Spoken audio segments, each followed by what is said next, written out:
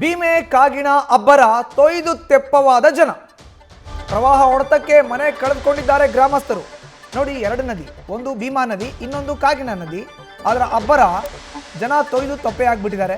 ಪ್ರವಾಹದ ಹೊಡೆತಕ್ಕೆ ಮನೆಗಳನ್ನು ಕಳೆದುಕೊಂಡಿದ್ದಾರೆ. ಹೊನಗುಂಟ ಗ್ರಾಮದಲ್ಲಿ ಆಗಿರುವಂಥ ಘಟನೆ ಇದು. 40% ಮನೆಗಳು ಮುಳುಗಡೆ ಆಗ್ಬಿಟ್ಟಿದೆ.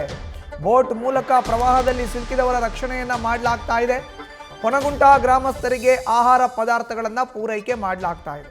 ನೋಡಿ, ದೃಶ್ಯಾವಳಿಗಳಲ್ಲಿ ನೋಡ್ತಾ ಇದ್ದೀರಲ್ಲ, ಆಹಾರ ಪದಾರ್ಥಗಳನ್ನು ಪೂರೈಕೆ ಮಾಡ್ತಾ ಇದ್ದಾರೆ. ಕಾರಣ ಏನು? ಮನೆ ಮುಳುಗಡೆ ಆಗಿದೆ ನೀರಿನಲ್ಲಿ. ಪ್ರವಾಹದಲ್ಲಿ ಸಿಲುಕಿದ್ದಾರೆ ಜನ. ಊಟ ತಿಂಡಿ ಇಲ್ಲ, ನೀರಿಲ್ಲ ಕುಡಿಲಿಕ್ಕೆ. ಸೊ ಈ ನಿಟ್ಟಿನಲ್ಲಿ ಈಗ ಗ್ರಾಮಸ್ಥರಿಗೆ ಆಹಾರ ಪೂರೈಕೆ ಪದಾರ್ಥಗಳನ್ನು ಕೊಡ್ತಾ ಇದ್ದಾರೆ. ಬೋಟ್ಗಳ ಮುಖಾಂತರ ತೆಗೆದುಕೊಂಡು ಬಂದು, ಸಾಮಾನ್ಯವಾಗಿ ನೀರಿನಲ್ಲಿ ಬಂದಿದೆಲ್ಲ ಕೊಡೋಕ್ಕಾಗೋದಿಲ್ಲ. ಈ ನಿಟ್ಟಿನಲ್ಲಿ ಬೋಟ್ನಲ್ಲೇ ಅವರು ಬಂದು ಕೊಡ್ತಾ ಇದ್ದಾರೆ. ಜನರನ್ನು ಫಸ್ಟ್ ಸುರಕ್ಷಿತ ಸ್ಥಳಗಳಿಗೆ ಕರೆದುಕೊಂಡು ಹೋಗಿ ಸ್ಥಳಾಂತರಿಸಿ ಅದಾದ ಬಳಿಕ ಅವರಿಗೆ ಆಹಾರ ಪದಾರ್ಥವನ್ನು ನೀಡುವಂಥ ಕೆಲಸ ಅಲ್ಲಿಯ ಜಿಲ್ಲಾಡಳಿತದ ಸೂಚನೆ ಮೇರೆಗೆ SDRF ಸಿಬ್ಬಂದಿ ಮಾಡ್ತಾ ಇದ್ದಾರೆ.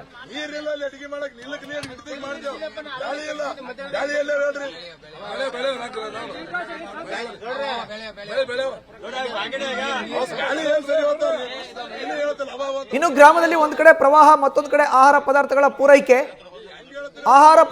ಪೂರೈಕೆ ಕುರಿತಂತೆ ನಮ್ಮ ಪ್ರತಿನಿಧಿ ಬಜರಂಗಿ ಪ್ರತ್ಯಕ್ಷ ವರದಿಯನ್ನ ಕೊಟ್ಟಿದ್ದಾರೆ. ಬನ್ನಿ ನೋಡೋಣ. ಸದ್ಯಕ್ಕೆ ರಕ್ಷಣಾ ಬೋಟ್ ನಲ್ಲಿ ಕೂತಿದ್ದೀವಿ. ಇಲ್ಲಿ ರಕ್ಷಣಾ ಸಿಬ್ಬಂದಿಗಳು, ಅಗ್ನಿಶಾಮಕ ಸಿಬ್ಬಂದಿಗಳಿದ್ದಾರೆ. ಅಗ್ನಿಶಾಮಕ ಠಾಣೆ ಅಧಿಕಾರಿ ಪ್ರವೀಣ್ ಅವರು ಕೂಡ ಇದ್ದಾರೆ.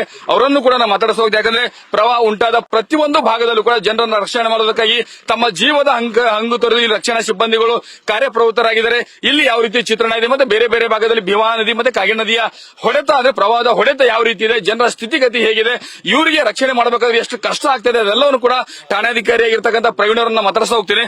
ಸರ್, ಈಗ ಪ್ರವಾಹ ಸ್ಟಾರ್ಟ್ ಆಗಿದೆ. ಒಂದ್ ಕಡೆ ಭೀಮಾ, ಮತ್ತೊಂದ್ ಕಡೆ ಕಾಗಿಣ ನದಿ, ಎರಡು ತುಂಬಿ ಹರಿತಾ ಇದೆ. ಬಹುತೇಕ ಹಳ್ಳಿಗಳು ನೀರಿನಿಂದ ಜಲಾವೃತ ಆಗಿದೆ. ಜನರ ಪರಿಸ್ಥಿತಿ ಹೇಗಿದೆ? ನಿಮ್ಮ ರಕ್ಷಣಾ ಕಾರ್ಯಕ್ಕೆ ಯಾವ ರೀತಿ ಕಷ್ಟ ಆಗ್ತಾ ಇದೆ? ಸರ್, ಇಲ್ಲಿ ಸುಮಾರು ಒಂದು ಹಳ್ಳಿಗೆ ಸಂಪೂರ್ಣವಾಗಿ ಜಲಾವೃತಗೊಂಡಿರೋ ಸಲುವಾಗಿ ಜನರೆಲ್ಲ ಮೂಲ ಸೌಕರ್ಯಗಳ ತೊಂದರೆ ಆಗ್ತಿರೋ ಸಲುವಾಗಿ ಸಾಮಾನ್ಯ ಜನರಿಗೆ ಇಲ್ಲ ತಾಲೂಕು ಆಡಳಿತ ವತಿಯಿಂದ ಮತ್ತು ಸಾರ್ವಜನಿಕರ ವತಿಯಿಂದ ಉಪಹಾರಗಳು ಅಥವಾ ರೇಷನ್ ಕಿಟ್ ಸಾಮಗ್ರಿಗಳನ್ನು ನಾವು ಬೆಳಗ್ಗೆಯಿಂದ ಸಾಗಿಸ್ತಿದ್ದೀವಿ. ಅದೇ ರೀತಿಯಾಗಿ ಮೆಡಿಕಲ್ ಎಮರ್ಜೆನ್ಸಿ ಇರ್ತಕ್ಕಂಥ ಜನರಿಗೂ ಕೂಡ ನಾವು ಇಲ್ಲಿ ದಡಕ ತಂದೆ ತಾಲೂಕು ಆಸ್ಪತ್ರೆಗೂ, ಅದೇ ರೀತಿ ಸಾರ್ವಜನಿಕರಿಗೆ ಕೂಡ ನಾವು ದಡಕ ತಂದೆ ಸಹಾಯ ಮಾಡ್ತಾ ಇದ್ವಿ. ಬೆಳಗ್ಗೆಯಿಂದ ಸುಮಾರು ನಾವು ಇಲ್ಲಿವರೆಗೂ ಒಂದು 250 ಜನರಿಗೆ ಹಳ್ಳಿಯಿಂದ ಇಲ್ಲಿ ದಡಕ ತಂದಿ ನಾವು ಸಾಗಿಸ್ತಾ ಇದೀವಿ ಸರ್. ರಕ್ಷಣಾ ಕಾರ್ಯ ಪ್ರಗತಿಯಲ್ಲಿದೆ ಸರ್. ಜನರು ಏನ್ ಹೇಳ್ತಾರೆ, ನೆರೆ ಹೊಡೆತಕ್ಕೆ ಅಂದ್ರೆ ನೀರಿನ ಹೊಡೆತಕ್ಕೆ ತತ್ತರಿಸಿ ಹೋಗಿದ್ದಾರೆ. ಅವರು ಪ್ರತಿ ಬಾರಿ ಪ್ರವಾಹ ಬಂದಾಗ ಸಮಸ್ಯೆ ಎದುರಿಸ್ತಾರೆ. ಈಗ ಮತ್ತೆ ನೀವು ರಕ್ಷಣೆ ಮಾಡೋದಕ್ಕೆ ಕರ್ಕೊಂಡು ಬರೋದಕ್ಕೆ ಹೋದಾಗ ಜನರು ಯಾವ ರೀತಿ ರೆಸ್ಪಾನ್ಸ್ ಮಾಡ್ತಾ ಇದ್ದಾರೆ? ಇಲ್ಲ, ಸಾಮಾನ್ಯವಾಗಿ ಸರ್, ಜನರು 5 ವರ್ಷ ಮುಂಚೆ ಈ ರೀತಿ ಘಟನೆ ಆಗಿತ್ತು. ಮತ್ತೆ ಅದೇ ರೀತಿ ಘಟನೆ ಮರುಕಳಿಸಿದೆ ಅಂತ ವಿಷಯ ತಿಳಿಸಿದ್ದಾರೆ ನಮ್ಗೆ. ಅದೇ ರೀತಿ ನಾವು ಮೇಲಾಧಿಕಾರಿಗಳಿಗೆ ಸದರಿ ವಿಷಯ ಬಗ್ಗೆ ಮಾಹಿತಿ ಕೊಟ್ಟಿದ್ದೀವಿ. ಮೇಲಾಧಿಕಾರಿಗೆ ತಹಶೀಲ್ದಾರರು, ನಮ್ಮ ಜಿಲ್ಲಾ ಅಗ್ನಿಶಾಮಕ ಅಧಿಕಾರಿಗಳು ಕೂಡ ಘಟನೆಗೆ ಭೇಟಿ ಕೊಟ್ಟು ಪರಿಶೀಲಿಸಿಕೊಂಡು ಹೋಗಿದ್ದಾರೆ ಸರ್. ಯಾವ ಊರಲ್ಲಿ ಅತಿ ಹೆಚ್ಚು ನೀರಿದೆ ಅಂತ ಸರ್? ಎಲ್ಲಿ ಮೇಜರ್ ಆಗಿ ಎಫೆಕ್ಟ್ ಆಗಿದೆ ನೀವು ನೋಡ್ದಂಗೆನೆ? ಸರ್, ನಾವು ಇವತ್ತು ಬೆಳಗ್ಗೆ ನಮ್ಮ ನಿನ್ನೆ NDRF ಬಂದಿದ್ರೆ ಇಲ್ಲಿ ಟೀಮು. ಇವತ್ತು ಬೆಳಗ್ಗೆ ನಮಗೆ ಕರೆ ಕೊಟ್ಟಿದ್ದರ ಸಲುವಾಗಿ ನಾವು ಇಲ್ಲಿ ಬಂದಿರತಕ್ಕಂಥದ್ದು ನೋಡಿದ್ರೆ ಸಂಪೂರ್ಣವಾಗಿ ಒಂದು 60-70 ಮನೆಗಳ ಜಲಾವೃತಗೊಂಡಿರೋ ಸಲುವಾಗಿ ಈ ಒಂದು ಹಳ್ಳಿ ಜಾಸ್ತಿ ಏನಪ್ಪಾ ಅಂದ್ರೆ ಎಫೆಕ್ಟ್ ಆಗಿದೆ ಅಂತ ನಮ್ಮ ಮಾಹಿತಿ ಬಂದಿದೆ ಸರ್. ಗ್ರಾಮದಲ್ಲಿ ಎಷ್ಟು ನೀರಿದೆ ಸರ್ ಹೈಟ್ಗೆ? ಈ ಕಡಬೂರಲ್ಲೂ ಕೂಡ ನಾವು ಕೇಳಿದೀವಿ, ನಾವು ನೋಡಿದೀವಿ. ಸುಮಾರು 30-40 ಅಡಿ ಒಂದು ಫ್ಲೋರ್ ಮನೆಗಳ ಸಂಪೂರ್ಣವಾಗಿ ಮುಳುಗಿ ಹೋಗಿದಾವೆ ಅಂತ ಹೇಳ್ತಾ ಇದ್ದಾರೆ. ಸರ್, ನಿನ್ನೆ ಕಡಬೂರು ಗ್ರಾಮಕ್ಕೂ ಕೂಡ ನಾವು ರಕ್ಷಣಾ ಕಾರ್ಯಕ್ಕೆ ತೆರಳಿದ್ವಿ. ನಿನ್ನೆ ಸುಮಾರು ಬೆಳಗ್ಗೆ 7 ಗಂಟೆಯಿಂದ ಸಾಯಂಕಾಲ 6 ಗಂಟೆವರೆಗೂ ಅಲ್ಲಿ ಇರ್ತಕ್ಕಂಥ ಜನರಿಗೆ ನಾವು ಗಂಜಿ ಕೇಂದ್ರಕ್ಕೆ ಸಾಗಿಸಿದ್ದೀವಿ ತಾಲೂಕು ಆಡಳಿತ ವತಿಯಿಂದ.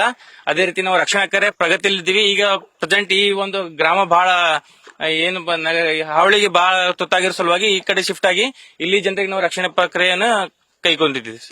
ಇದು ರಕ್ಷಣಾ ಸಿಬ್ಬಂದಿ ಅಂದ್ರೆ ರಕ್ಷಣಾ ಅಧಿಕಾರಿ ಪ್ರವೀಣ್ ಅವರು ಹೇಳ್ತಾ ಇರುವಂತದ್ದು, ನೀವು ದೃಶ್ಯದಲ್ಲಿ ಗಮನಿಸ್ತಾ ಇರುವಂತದ್ದು. ಯಾಕಂದ್ರೆ ಒಂದು ಕಡೆಗೆ ಪ್ರವಾಹ ಉಂಟಾದ ಸಂದರ್ಭದಲ್ಲಿ ಆ ಹಳ್ಳಿಗೆ ಹೋಗಬೇಕಾದ್ರೆ ಸಾಕಷ್ಟು ಕಷ್ಟ ಅನುಭವಿಸಬೇಕಾಗ್ತದೆ. ಅದರಲ್ಲೂ ಕೂಡ ತಮ್ಮ ಜೀವದ ಹಂಗನ್ನು ತೊರೆದು ಅಲ್ಲಿರ್ತಕ್ಕಂಥ ರಕ್ಷಣಾ ಸಿಬ್ಬಂದಿಗಳು ಕಾರ್ಯ ಮಾಡ್ತಾ ಇದ್ದಾರೆ. ಮತ್ತು ನೀವು ದೃಶ್ಯದಲ್ಲಿ ಗಮನಿಸ್ತಾ ಇರುವಂತದ್ದು, ಈ ಬೋಟ್ ಅನ್ನ ಹಾಕಿ ನಡೆದುಕೊಂಡು ಬರ್ತಾ ಇದ್ದಾರೆ. ಅಂದ್ರೆ ಇಲ್ಲಿವರೆಗೂ ಕೂಡ ಮಷಿನ್ ಆನ್ ಮಾಡಿದ್ರೆ ಮೂವ್ ಆಗೋದಿಲ್ಲ ಅನ್ನೋ ಕಾರಣಕ್ಕಾಗಿ ಇಲ್ಲಿರ್ತಕ್ಕಂಥ ರಕ್ಷಣಾ ಸಿಬ್ಬಂದಿಯವರು ನಡೆದುಕೊಂಡು ಬೋಟ್ ಅನ್ನ ಮೂವ್ ಮಾಡ್ಕೊಂಡು ಬರ್ತಾ ಇದ್ದಾರೆ. ಮತ್ತೊಂದು ಕಡೆಗೆ ಮುಂದೆ ಇರ್ತಕ್ಕಂಥ ರಕ್ಷಣಾ ಸಿಬ್ಬಂದಿಗಳು ಕೂಡ ಹುಟ್ಟನ್ನು ಹಾಕುವಂತ ಕೆಲಸ ಮಾಡ್ತಾರೆ, ಹುಟ್ಟಾಕಿ ಬೋಟ್ ಅನ್ನು ಮುಂದೆ ಸಾಗಿಸುವಂತ ಕೆಲಸ ಮಾಡ್ತಾರೆ. ಅಂದ್ರೆ ಇವಾಗ ಹಂತ ಹಂತವಾಗಿ ಏನೋ ಹೊನಗುಂಟಿ ಗ್ರಾಮದ ಒಳಗಡೆ ಪ್ರವೇಶ ಆಗ್ತಾ ಇದೆ. ಇದು ಏನು ನೀರೇನು ಕಾಣಿಸ್ತಾ ಇದೆ, ಇದು ಇರ್ತಕ್ಕಂಥ ಡಾಂಬರ್ ರಸ್ತೆ, ಗ್ರಾಮಕ್ಕೆ ಸಂಪರ್ಕ ಮಾಡುವಂತ ಡಾಂಬರ್ ರಸ್ತೆ. ಆದ್ರೆ ಈ ಡಾಂಬರ್ ರಸ್ತೆ ಸಂಪೂರ್ಣವಾಗಿ ನೀರಿನಿಂದ ಮುಳುಗಡೆ ಆಗಿದೆ, ಜಲಾವೃತ ಆಗಿದೆ.